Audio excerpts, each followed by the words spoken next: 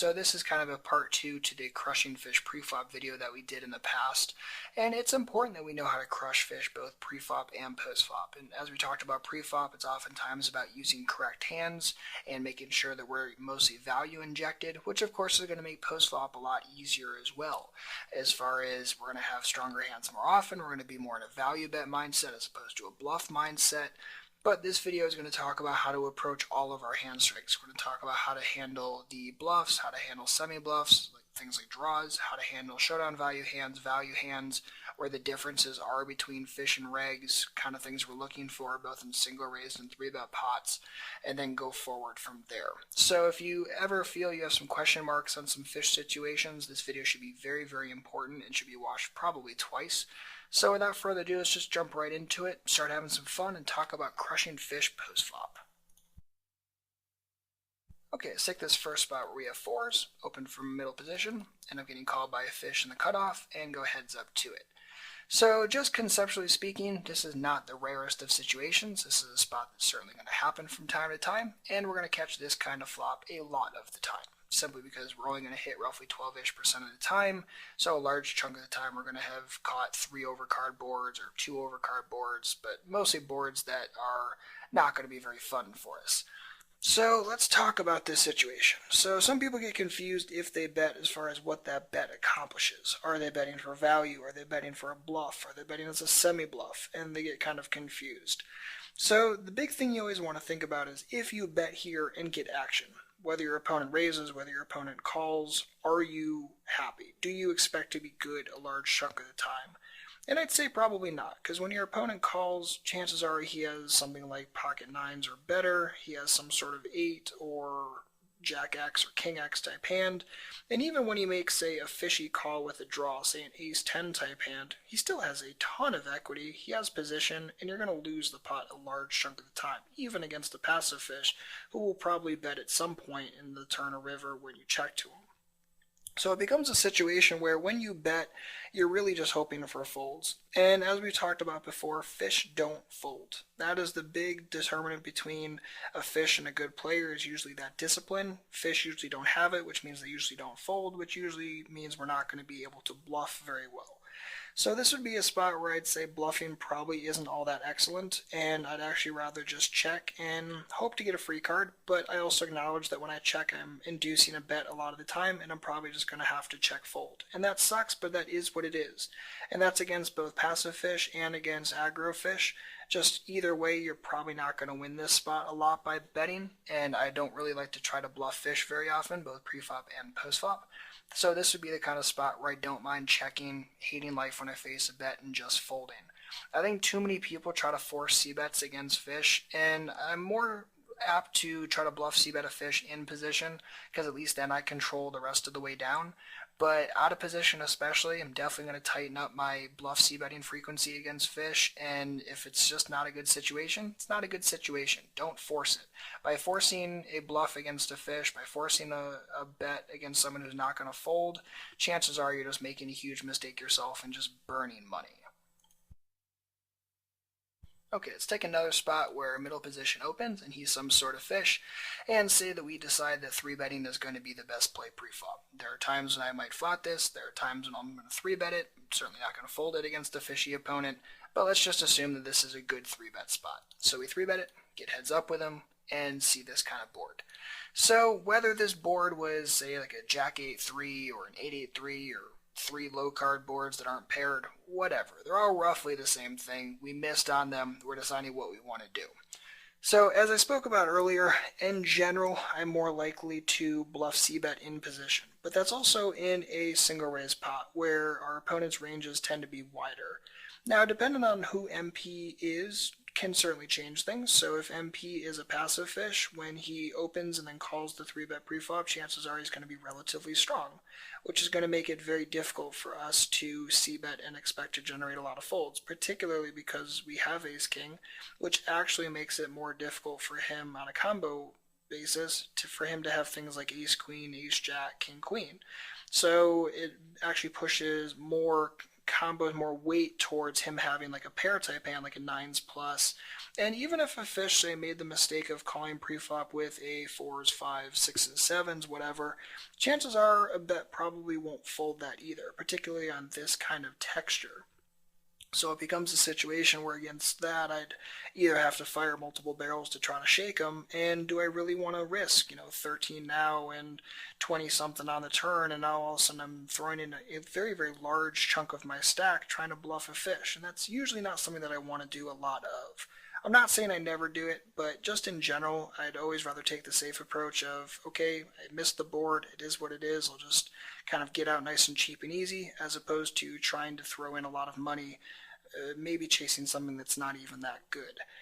So that's just kind of first and foremost, and again, it always boils down to ranges and how much of his range is realistically going to fold if we do make a bet here. And it's tough to say, but just in general against fish, again, I don't mind not throwing out the bluff c-bet. We do have position, it increases the chances that we can actualize some equity as well. If we check behind, we can always try to improve to an ace or a king or maybe a backdoor heart draw.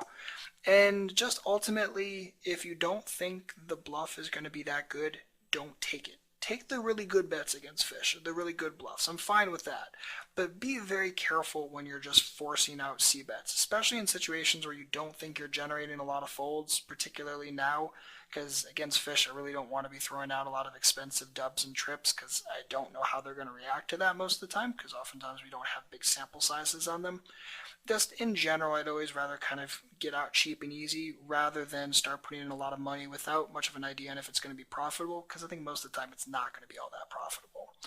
So in a situation like this, I don't mind checking behind, and I realize that when I check behind, I am going to induce a bet on the turn or river a decent amount of the time, and that is what it is, and I'm hoping that I improve sometimes and I can get paid when he does bet into me on those cards, and the times that he decides to check to me, I'm most likely just going to be in a check behind mode. If I didn't bluff the flop, I'm not going to try to bluff the turn, because if he, say, check the flop, check the turn, chances are he has a hand that I actually beat.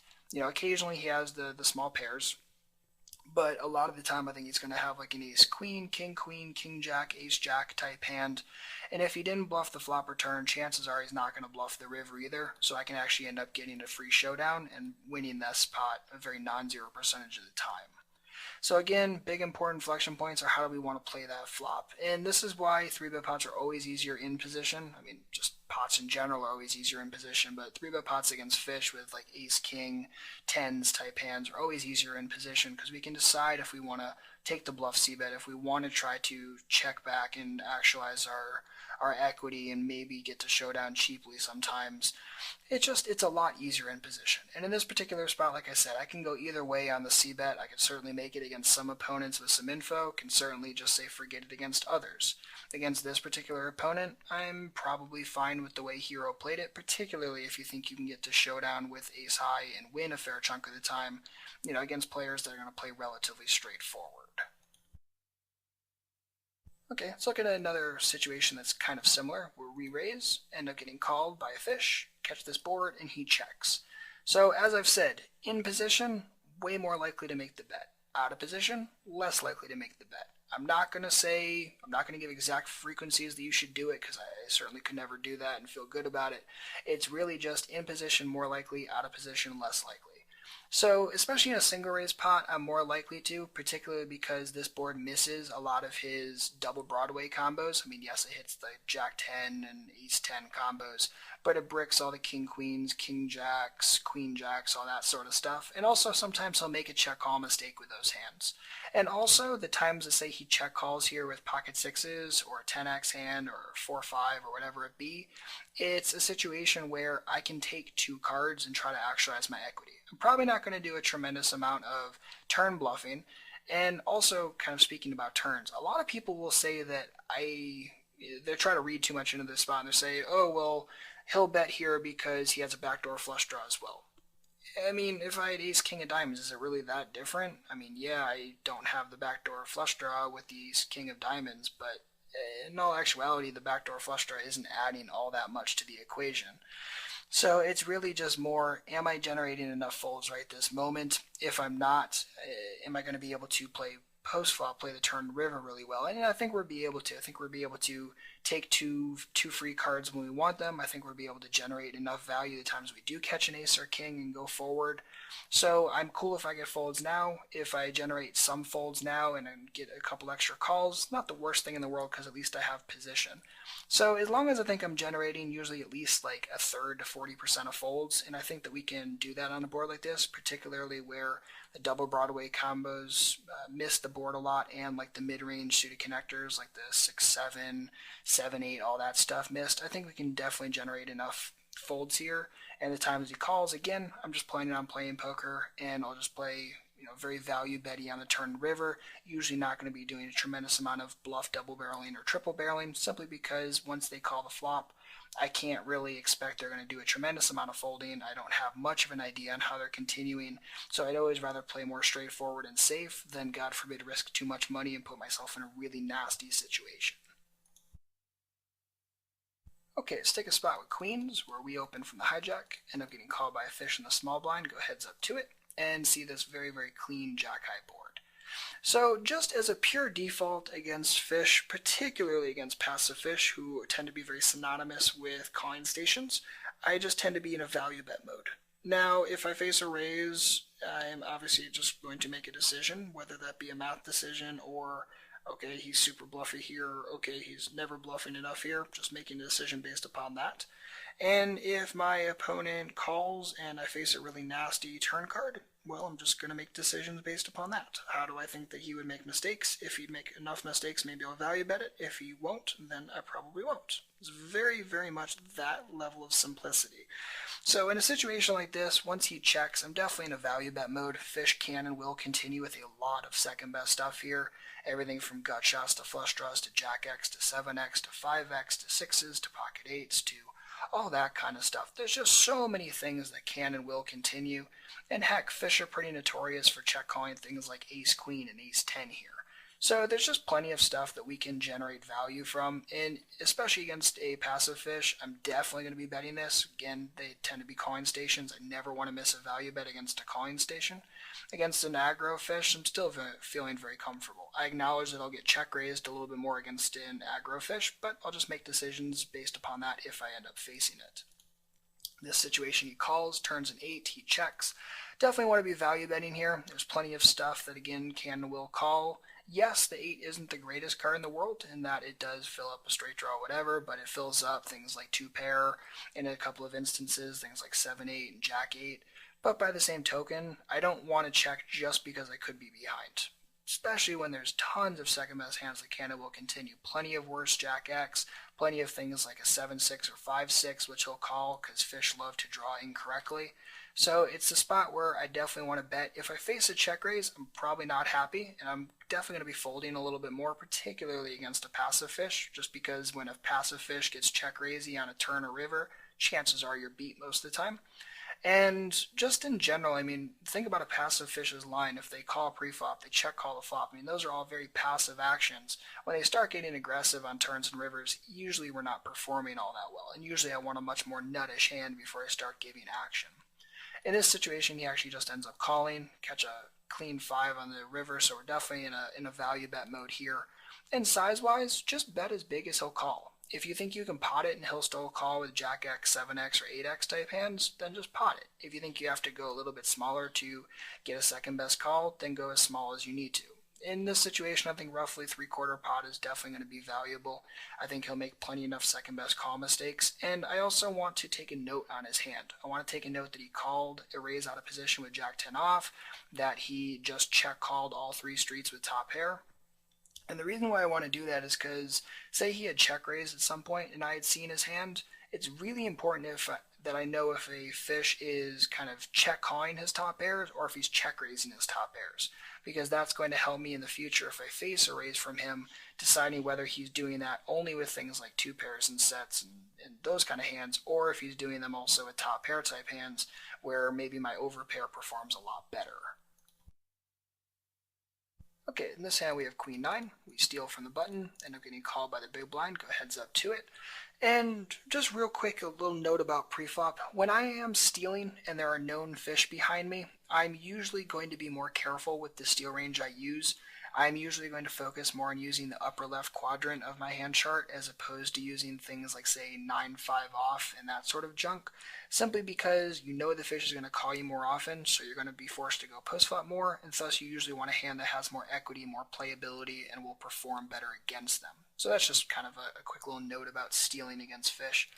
But in this situation, we do steal, get called, he checks, and hero bets. So totally on board with the bet here. I want to be betting for value against a fish, whether he's an aggro fish or a passive fish. There are just plenty of second best hands that can and will call. Lots of Jack X stuff, like a King Jack, Ace Jack, Jack 10, Jack 9. There are very few combos of hands that beat us. There's only 3 combos of pocket 4s. There are, 6 combos of Queen Jack. Probably no combos of sets of Jacks or Queens. So it's a situation where very little beats us. Lots of second best hands can and will continue. And particularly against passive fish, ones that are more likely to draw massively incorrectly, call here with things like Ace King, Ace 10, 9 10, 8 9, King 10, whatever junk that they decide to draw with, there's just plenty of value to be had against a player like that. Particularly when we have position, it's going to make turns and rivers a lot easier. So it's the kind of situation where I just want to be betting for value and going from there. So he calls, turn comes an 8, he checks. So this is a spot where I would approach this spot differently versus a fish versus a reg. So against a reg, I would always ask myself, if I bet, what does my bet accomplish? And if I were to bet here against a reg, is a reg really going to make any second best call mistakes? Probably not. He's probably not going to continue with any Jack X, which means he's only continue with Queen X or better, and all Queen X's from a reg are going to beat us. Everything. Queen 10, King Queen, Ace Queen, all that stuff beats us. So it's a situation where against a reg, this bet probably doesn't do too much. He's just going to fold out all of his crap. He's only going to continue with better hands, and we're always just going to lose the max when we're behind. So where's the motivation to do that?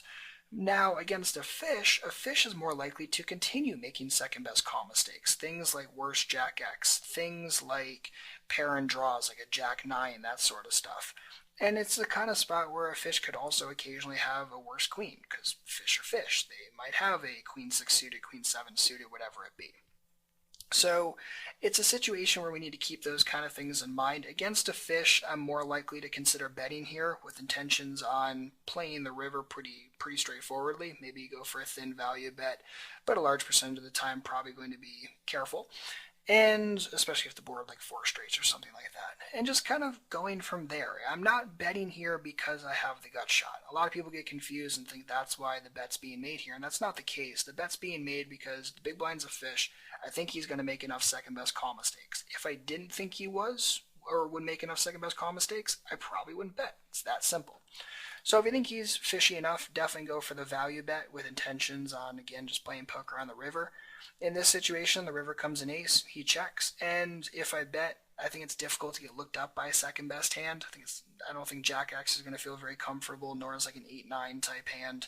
So I don't think the bet really accomplishes a tremendous amount. So I'd rather just kind of check behind here, take a note on whatever he shows, and go forward from there.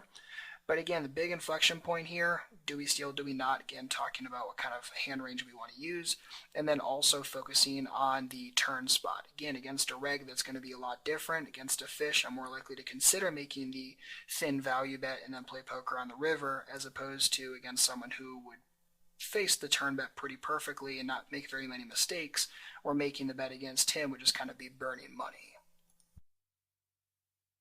Okay, in this next spot we have Ace Jack.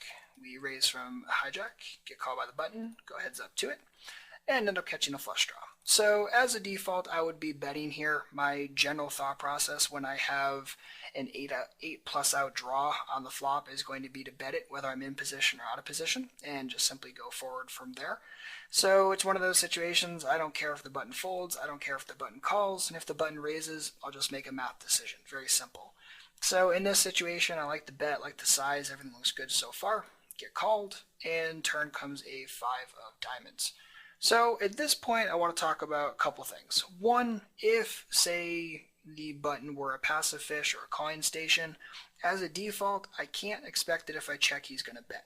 which means I should just keep betting myself, because if I check and God forbid he checks behind, it makes it very, very difficult to get a huge pot on the river.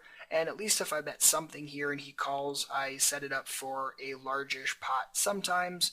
And he's not going to continue 100% of the time on the turn, but passive fish and calling stations are notorious for making too many call mistakes, and thus I think I can generate enough value, even with, say, just a $12.50 bet, go from there. Now, I could also consider going for a check, and players who I am likely to consider checking against are aggro fish. Players who, the players who have the I have to bet when someone checks to me mentality. Against that player, checking here can be totally valid because you're likely to induce that bluff, and you're likely to induce it a huge chunk of the time. I don't want to check here if I think I'm going to induce a bet 10% of the time, because I think I lose way too much value in that situation, particularly because the 5 is a pretty clean card. I mean, yeah, it fills the flush draw, but other than that, it's pretty much a weak brick. So, I mean, it does put the 4 straight going up, or the 4 flush and the 4 straight going up, so it's not a brick in that sense, but it's not a very scary card right this moment. So, if I think I can induce a bet a huge chunk of the time, I'm very likely to consider checking. If I thought, or I wasn't sure, if say I thought that he wouldn't bet a lot, or I thought that I'm not 100% sure what he's going to do if I decide to check, then I'm just going to bet myself. Something like I said, the 12.5, 13 ballpark, and then just simply smash a big river bet in there, assuming that the board cooperates. Very simple. So in this spot, we do actually end up inducing a $12 bet, which is always fun, and at that point, I'm usually going to check raise. I mean, it's kind of face up, but the good thing about fish is you can take face up lines because fish are less likely to realize it because fish are fish and they have no discipline. So it's a situation where, yes, a reg would probably figure this out very quickly that I'm repping a flush, but a fish just doesn't care. A fish looks at their 2 cards and says, oh, these are pretty. Or they look at their 2 cards and say, oh, crap, I missed, and make a decision from there. So it's a situation where I definitely want to be check raising, because at least if I check raise, I have the chance of hitting that home run. If he calls 80 in the middle, 60 back, very easy river shove. But again, it's very much dependent on who button is, if he's likely to make that bet mistake if I check to him. If he's not, I'm going to bet that turn myself. And just for the record, I mean, this hand is whatever, but say we had pocket 3s and the turn were, I don't know, a 6 of, say an 8 of spades. Now, it's essentially the same thing. It's that same question of, if I bet, does he make enough call mistakes? If I check, is he going to bluff a ton? A lot of hands play very similarly here, and a lot of people try to make some massive distinction because we have a flush and they think sets and stuff are totally different and 2 pairs are totally different, and really they're not, because they're all kind of nuttish against fish. So it's just all about, again, what does your check accomplish? Can you induce a bluff from an aggro fish? When confused with a big hand, just bet yourself. I can't sum it up any clearer than that. If you have a big hand, 2 pair plus, really strong top pair, and you're confused, as a default, just bet it yourself. You can always fold if you face a raise and you think that his raise range is too strong, but the worst thing you can do is check to a calling station trying to induce, because passive fish calling stations just don't make that kind of bluff mistake enough of the time. And missing that bluff against, or missing that value bet against them, not only misses value right now, but it also misses a huge value bet opportunity for the bigger river bet. So that's going to wrap it up for this video. Again, we looked at a collection of situations against fish post-flop, and we tried to look at every single hand type, or every single post-flop valuation strength. So things like bluffs, how do we want to bluff against them? Usually not doing a tremendous amount of it, more so in position, much less so out of position. Talked a little bit about showdown value hands as far as when do we want to check them versus bet them. Again, more likely to play pot control against a reg than against a fish, particularly against a calling station fish who has a lot of second best calling mistake propensity. Also talked a little bit about single raise and 3-bet pots, talked about semi-bluffs like this flush draw, and also talked about some value hands and how we want to take those hands. Again, as a default, definitely value betting against fish.